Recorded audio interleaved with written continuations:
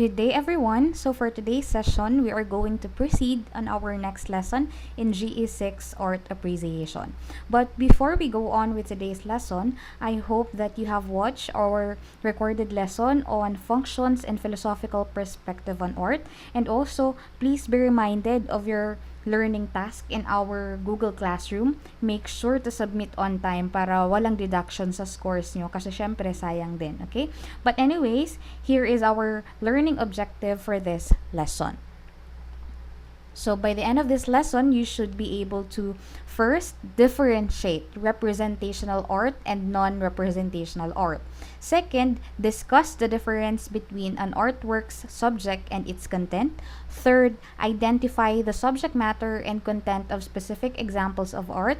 And lastly, enumerate the source of the subject of some of the most recognizable works of art in the Philippine art history. Okay, so first, let us define the word subject in this context. So the subject of art refers to what the work represents. So some artworks have subject and others do not. The term subjects in art refers to the main idea that is represented in the artwork. The subject in art is basically the essence or importance of the piece or the artwork itself. To determine subject matter in a particular piece of art, you have to ask yourself, what is actually depicted or illustrated or portrayed in this specific kind of artwork? Also, what is the artist trying to express to the world or to the society? What is his or her message through his or her piece, and how are they going to convey that message?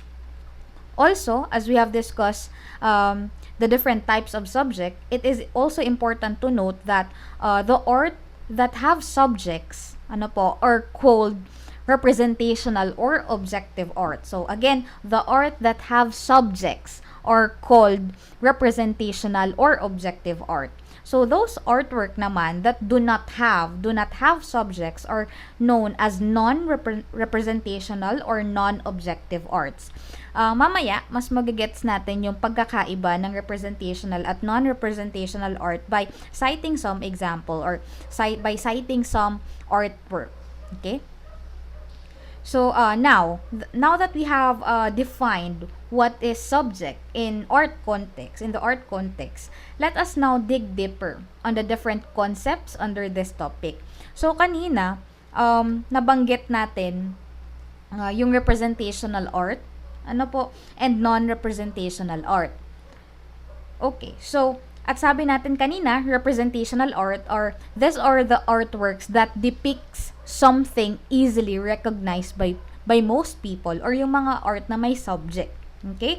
Representational artworks aim to represent or show actual object or subjects from reality.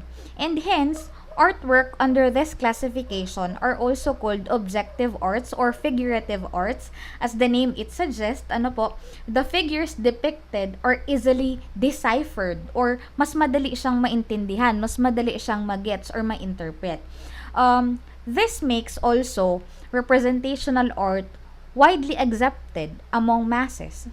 Mas kilala siya ng masa. Mas tinatangkilik yung mga klase ng art gaya ng painting, sculpture, graphic arts, literature, and theater arts. So this kind of art are generally classified as representational, although some paintings and sculptures are without subjects. Moreover, just like the aforementioned form of arts, music and dance may or may not have subjects. So it still varies. Kung may subject ang art na yan, it can be classified into representational art, at kapag wala naman, non-representational art siya ika-classify. But mamaya, titingnan pa natin ng mas malalim itong concept na to. By, sabi nga natin kanina, by some of example ng artwork na pasok sa representational art at pasok naman sa non-representational art. Okay. So, one of the most iconic and recognizable paintings all over the world is the Mona Lisa by Leonardo da Vinci. I know kahit nung elementary pa kayo na encounter nyo na tong painting na to by Leonardo da Vinci, si Mona Lisa. Ang dami na din ngang meme na available sa internet, na nakikita natin sa internet. Okay, so this is one of the most iconic and recognizable paintings all over the world. Ang daming theory na naglabasan since 1550 kung ano nga ba ang totoong identity ni Mona Lisa. And scholars and historians have posited numerous interpretation, including that she is Lisa del Giocondo. I don't know how to really pronounce that name, but he is the wife of the Florentine merchant Francesco di Bartolomeo del Giocondo, and hence the alternative title to the work, La Gioconda. Okay, so another theory naman na kung sino nga ba ako or kung ano nga ba ang totoong identity ni Mona Lisa ay the model may have been Leonardo's mother, sabi daw ng ibang historians at ang ibang scholars. Pwedeng ito daw ay ina ni Leonardo da Vinci na si Caterina. So that interpretation was put forth by among other Sigmund Freud. Kung natatandaan nyo pa, kung kayo ay nag-take na ng Understanding the Self, si Sigmund Freud, yung kanyang psychosexual theory and psychoanalysis. So, ayun po si Sigmund Freud. Siya yung isa sa mga nag-theorize na yung model daw ng Mona Lisa ay inspired sa mother ni Leonardo da Vinci na si Caterina. Okay? So, who seemed to think that the Mona Lisa's mysterious smile emerged from a perhaps unconscious memory of Caterina's smile. Third suggestion from our historians and scholars was that the painting was in fact Leonardo's self-portrait, given the resemblance between the sitters and the artist's facial features. Some scholars suggested that disguising himself as a woman was the artist's riddle. So, ito daw yung gustong sabihin ng artist dito sa Mona Lisa. Ito naman ay isang third assumption ng ating mga scholars and mga historians. And as we try to solve the true identity, it is relevant to note that there is a consensus that Mona Lisa, whoever she is, or kung ano man yung theory na paniniwalaan nyo or suggestion from our scholars and historians, Mona Lisa is based, ito yung masasabi nating totoo or concrete na masasabi natin about this painting, that Mona Lisa is based on a real person. Okay? So, the sitter's mysterious smile and her unproven identity have made the painting a source of ongoing investigation and fascination. Okay, so next is the non-representational art. Okay, and as we have mentioned a while ago, these are artworks that have no resemblance to any real subject. On the other hand, seeing a painting that has nothing in it but continuous drip of paint or splotches of colors either confounds the viewer or is readily trivialized as something that anyone with access to materials can easily make. Non-representational art do not represent anything from the real world. May it be a person, a place, or a thing, or as an event. Wala kang makikitang non-representational art na parang may subject na inspired na makikita mo sa real world. So, they are what they are. It is stripped down to visual elements such as shapes, lines, and colors that are employed to translate a particular feeling, emotion, and even concept. Okay, so yan ang ating non-representational art. So, here is an example of non-representational art. So, this is the work of Jackson Pollock, who is known for his action paintings, are often subjected to this remark. So, this is Pollock's number 1A. This artwork, number 1A, also illustrates the gradual material shift in Pollock's career. Kasi before, si Jackson Pollock, he's the kind of artist who is fond of using oil paints in his early work, but later on, he shifted to industrial house paints. Okay, so by the time he painted the 1950 mural, house paint had replaced artist oil as Pollock's preferred medium. So here's a number 1A.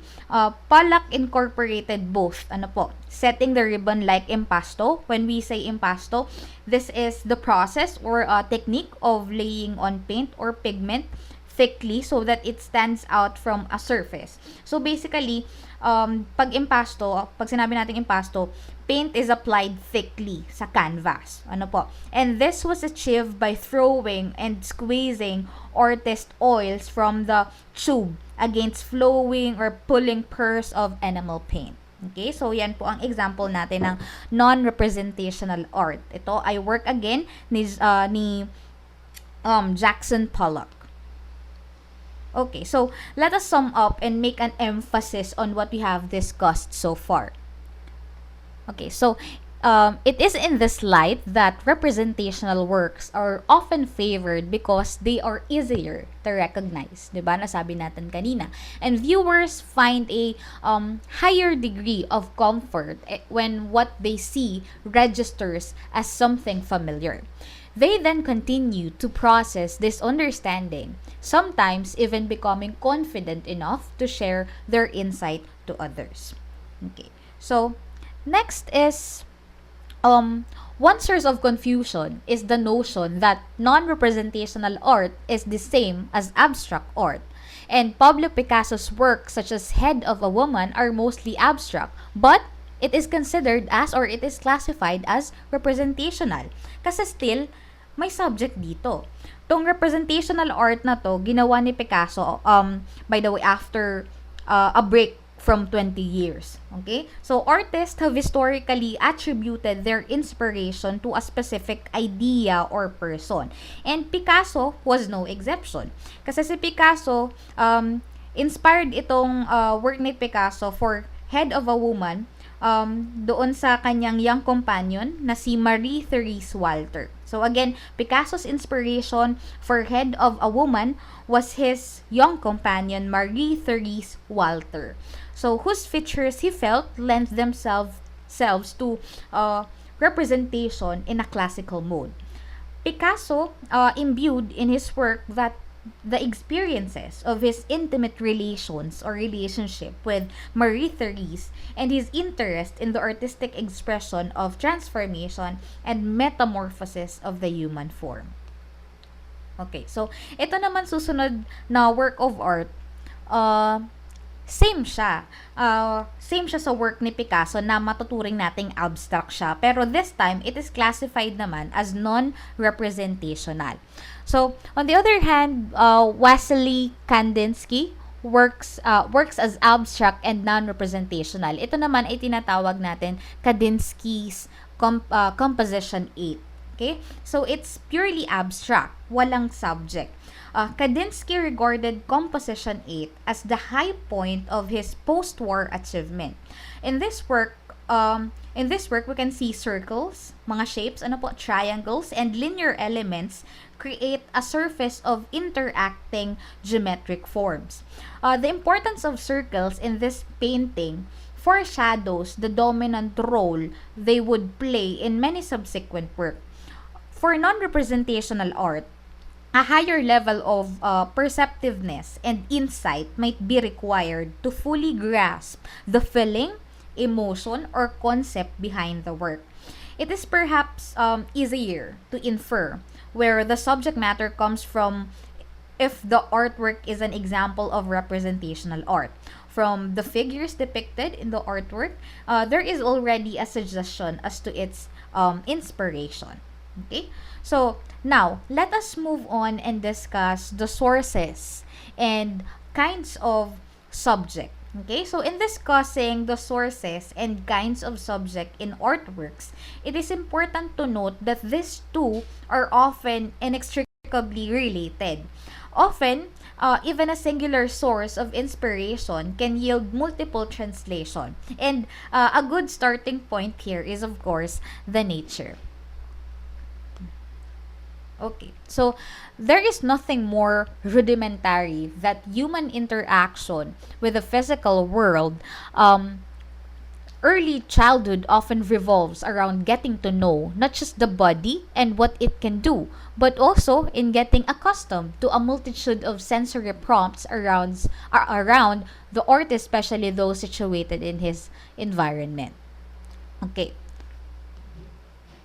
Throughout the history, artists have explored diverse way of representing nature, from plants to animals, the quality of bodies of water and the terrain of land masses, and even the perceivable cycles in changing seasons.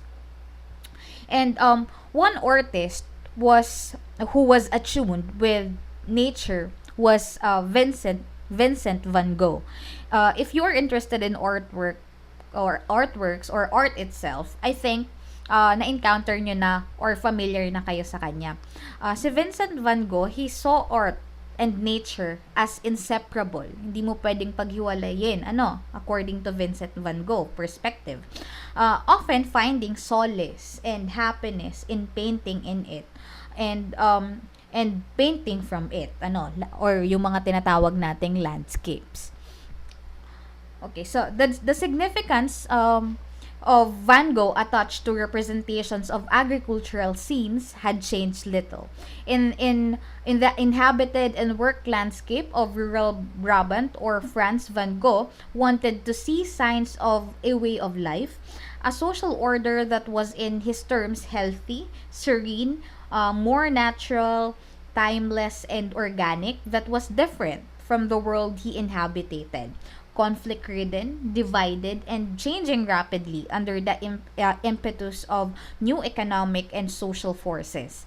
The motif from which this painting was made is the plain outside overs. Okay? So this work of Van Gogh, it tells us nothing particular about overs, but its population and neither their ways of life or work.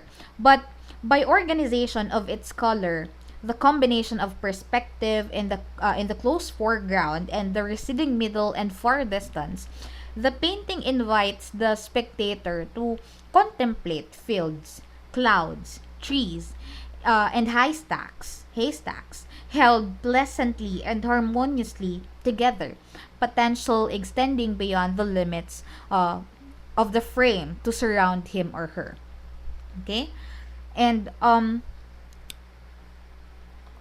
and other artists with a considerable number of landscapes and seascapes are Claude Monet, Camille Pissarro, Paul Cézanne, and J.M.W. Turner. So here in the Philippines, national artists for painting Fernando Marsolo and Fabian De La Rosa gained prominence from their painted rural scenes such as women in the fields gathering harvest. At ito yon. Here is the work of Fernando Marsolo. He was a dominant figure in the visual arts of the Philippines during the decades before the Second World War and into the post-war period.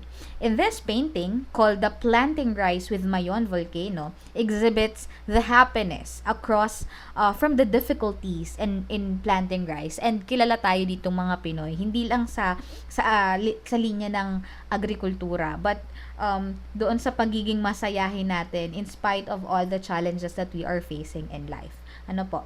And the Filipino villagers in this painting, in their bright clothing and straw hats, blend together with a fresh and green landscape of plenty. Behind the Filipino villager is also the peaceful fume of steam. Or yan, sa kainitan. Okay? Here, another work of a Filipino artist, Fabian De La Rosa. Fabian De La Rosa was the brightest name in the Philippine painting after Luna, and certainly the leading master of genre in the first quarter of the century, and particularly noted for being an outstanding painter of women's portraits alongside Juan Luna and his nephews Pablo and Fernando Amorsolo. And in this painting naman, it captures the traditional Filipino occupation of farm life in a community of men and women on a hot sunny day. Okay. Okay, so now let us take a look on the Greek and Roman mythology. Okay, so Greek and Roman mythology were also ripe with references, from episodes that transports the viewers to heroic encounters of Achilles and Aeneas, warnings about man's folly like the vanity of Icarus, the wit and cunning Odysseus, the beauty of Aphrodite, and the athleticism of Um, Myron. So from the narrations in literature, artists, on the other hand, gave faces to Greek and Roman deities, or the gods and goddesses whose fate are seemingly as tragic as those of men. While paintings of frescoes and sculptural works were some of the artworks they took on. Here we are going to take a look at some of work of art that has something to do with the Greek and Roman mythology. By the way, Roman mythology encompasses a set of traditional stories centered on ancient origins and religious inclinations of the Roman Empire. These myths represented a core of their literature and visual arts and had an important social purpose since they reflected politics and proposed moral values. An important theme that was constantly explored was heroism, while the myths regarding religious practices were far more focused on the rituals, institutions that on cosmogony, or the branch of science that deals with the origin of the universe, especially the solar system. Ano po? We call that cosmogony, and also theology. Okay? The Romans learned sculpture and painting largely from the Greeks and help to transmit Greek art to later ages. Their best sculptures achieve almost godlike perfection in their calm or ordered beauty, and the Greeks had plenty of beautiful marble and use it freely for temples as well as their sculpture. Okay, so in connection to that, here is the work of Michelangelo. So, what does the ceiling of Sistine Chapel represent? So, the complex and unusual iconography of Sistine ceiling has been explained by some scholars as a Neoplatonic interpretation of the Bible, representing the essential phases of spiritual development of humankind seen through a very dramatic relationship between humans and God. It depicts creation of the world and of man. Ano po, humanity's fall from grace and punishment up until the birth of Jesus, the Savior of humanity. Okay, so here is an example of architecture as a form of art. Okay, so the formative years of church architectures can be traced in the 4th and 5th century, but different styles were developed since then. Prevailing ideas and philosophies became resources that were used by architects to reimagine what the church should look like. And Gothic churches were characterized by three things. First is soaring heights or ceiling, matataas na ceilings. Ano po? Volume or flying buttresses and ribbed vaults. And lastly, light. Ano? Bright stained glass windows, airy and pleasant interiors. Gothic style architecture is often attributed as the brainchild of Abbot Sugar. Okay? So, kapag naririnig natin yung word na Gothic, parang it represents something dark or dark-themed stuff. Ano po? But for this context, forget the association of the word Gothic to dark, haunted houses, wuthering heights, or ghostly pale people wearing black nail polish and ripped fishnets. Okay? The original Gothic style architecture was actually developed to bring sunshine into people's lives and especially into their churches. So to get past the accrued definition of the centuries, it's best to go back to the very start of the word Gothic and to the style that bears the name.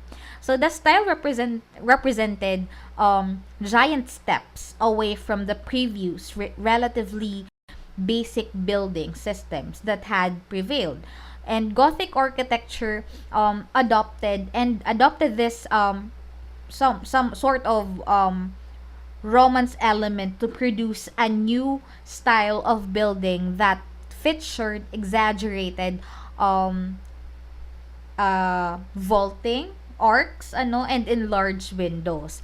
And in addition to reinterpreting these characteristics, Gothic architecture also abandoned one key feature of Romance architecture, like thick walls, to construct taller, more delicate buildings with thinner walls.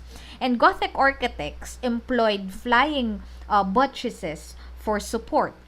These stone structures allowed architects to create sky-high cathedrals and churches that evoke ethereality and reach towards the heavens. Okay, so yun. Kaya yun ang aim ng Gothic. One of the feature ng Gothic architecture is yung matataas na ceiling kasi parang mas malapit ka, kumbaga, sa heaven or sa God. Okay? Moreover, the most fundamental element of Gothic style of architecture is the pointed arc, which was likely borrowed from Islamic architecture that would have been seen in Spain at this time. The pointed arc relieved some of the thrust and therefore the stress on other structural elements. It then became possible to reduce the size of columns or piers that supported the arc. Okay. There is a definitive sense that pointed to the feeling of awe in the part of the believer and the perceived majesty and power of God, all of which happened during the time when the religion was the heart of everyday life. And this echoes the belief that art is central to religious experience. Now, from an architecture point of view and examples, let us take a look at another source and kind of subject. Okay, so proceeding from a kind of hybrid of literature and sacred text is India's miniature paintings. The kind of art that was produced was deeply rooted in Vedic text, such as Upanishads, Puranas, other important texts like the Sanskrit epic Mahabharata and Ramayana. The significance of these paintings rests on its ability to foster devotion and observance of a code of ethics through the visualization of heroic narratives.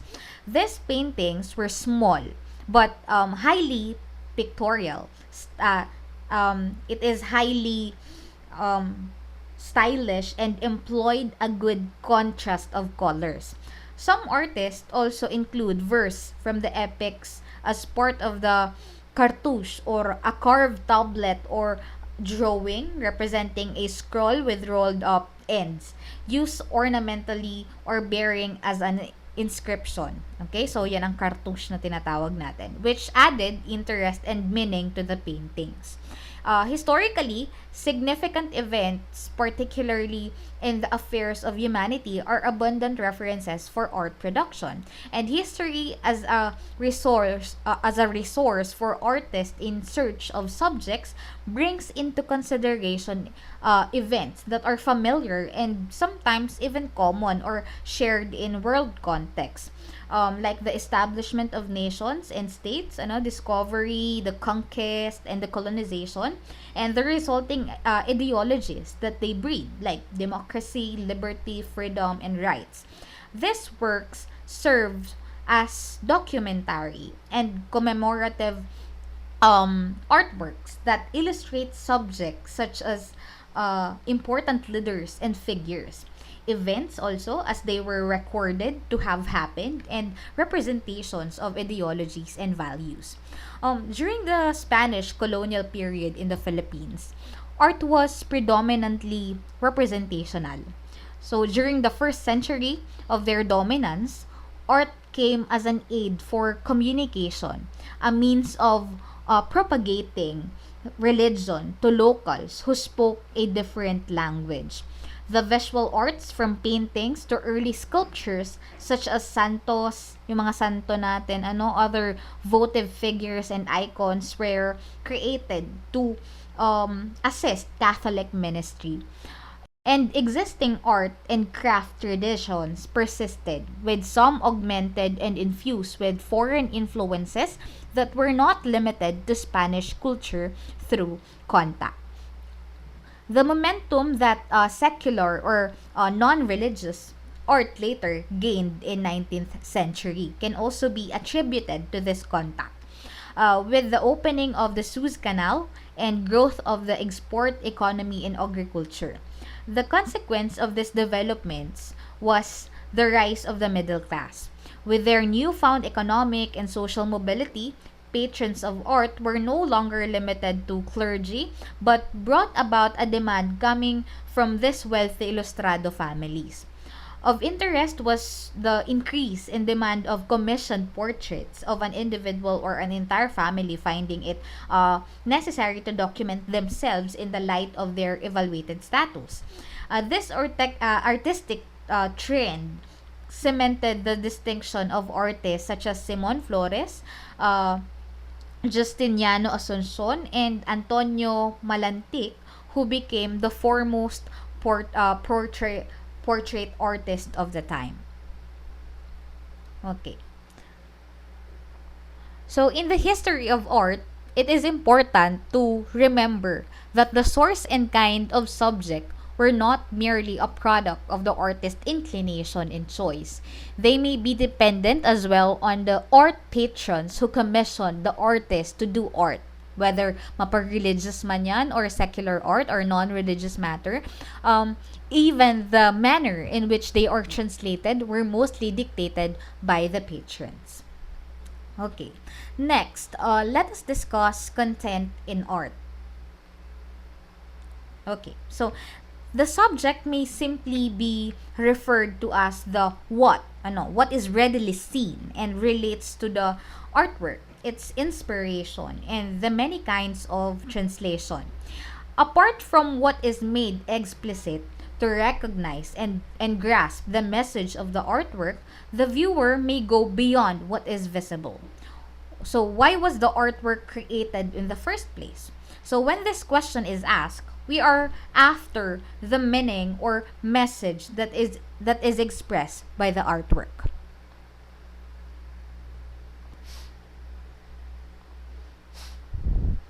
Okay, so this meaning stem from the viewer's circumstances that come into play when engaging with art. So when looking at a particular painting, for example, perception and meaning are always informed and even colored by manifold of context, what we know, what we learned, what we experience, and the values we stand for. It is therefore expected that meaning may not be singular, rather may communicate multiple meanings to its many viewers.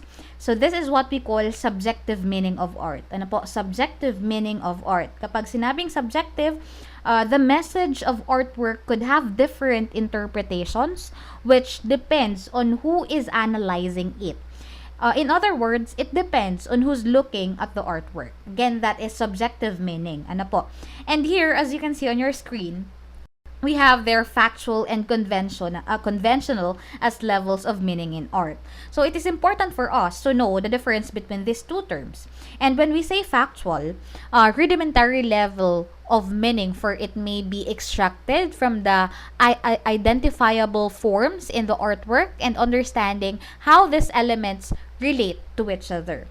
In factual meaning, the artist creates harmony in the elements of art to explicitly meaning fully express the message of the art to the audience. It is like the opposite of conventional, wherein conventional meaning pertains to the acknowledged interpretation of the artwork using motifs, signs, symbols, and other ciphers as basis of its meaning. And in conventional meaning of art, the artist put encryption or coded visual elements into the message of artwork. One good example of conventional art or meaning in art is the movie, the Da Vinci Code film, ano. So ayun. So it is about itong kung hindi niyo pa napapanood itong Da Vinci Code, it is about a murder which is connected with a secret code in the paintings of Leonardo da Vinci and the attempts of a university professor to solve the mystery. And the book, bago siya naging movie, the book became bestseller across the world. So, very known talaga itong movie nito. At it can be an example of conventional meaning in art. Okay. So, let us expand our understanding about the levels of meaning in art by relating the mentioned concept through this artwork. So, the creation of Adam. Okay? So, factual meaning based from that artwork. Ano po? Adam is figured when an aged god, both of them with an arm stretched and their respective index finger appeared to be fixed at an impending contact. Apart from God, who is wearing a tunic, everyone else is in nude. God is afloat, surrounded by drapery and figures assumed to be angels and cherubs. Adam, on the other hand, is earthbound, sitting in reclined position diagonally parallel to that of God. Okay, let's proceed to the conventional meaning of this artwork, creation of Adam by Michelangelo. Okay, so here naman sa conventional meaning, the specific poses of God and Adam allude to the correspondence of the body and commonly held belief that man was created in the image and likeness of God. Okay, so that would be the application of factual meaning and conventional meaning of or on art. Okay? So for this meeting, we were able to discuss and differentiate representational art and non-representational art. We also talked about the difference between an artwork subject and its content. We have identified as well the subject matter and content of specific examples of art. And lastly, we have seen some of the source of subjects and the most recognizable work of art in the Philippine history. Please be reminded of the learning task for this week. The reflective commentary, most especially those students who are assigned to deliver their reflective commentary about this topic, as well as the reactors. Please be ready to present your reflection and inputs and also your reaction para sa ating mga reactors during our synchronous schedule. If you have question, please feel free to contact me through our group chat or send me a message via email at cmcuarto@cspc.edu.ph or through my messenger at catcuarto. So, thank you and have a nice day.